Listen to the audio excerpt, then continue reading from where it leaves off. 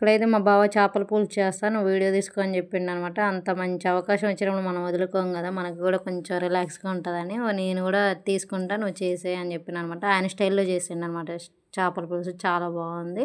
ఇంకోటేందంటే 2 days నుంచి నేను videos అసలు పోస్ట్ చేయట్లే కదా! ఎందుకంటే అసలు నేను ఇంట్లోనే ఉండట్లేదనమాట. ఏదో ఫంక్షను, ఏదో ఒక పెళ్ళి అందరూ పిలుస్తున్నారు ఎళ్ళాల్సొస్తుంది. అందుకే అందులో ఒకటి ఇంట్లో ఉన్నా గానీ పిల్లలతోనే సరిపోతుందనమాట. వాళ్ళకి వండి పెట్టడం, స్కూలుకి పంపించడం. అందులో ఒకటి చలికాలం కదా! అసలు లేవాలనిపించట్లేదు. చాలా ఇబ్బందిగా ఉంది. అందుకే వీడియోస్ అస్సలు రావట్లేదు. ఇప్పటి నుంచైతే రెగ్యులర్‌గా వస్తాయన్నమాట. చూసేయండి. మీకు ఎలా అనిపిస్తుందో కమెంట్ చేయండి.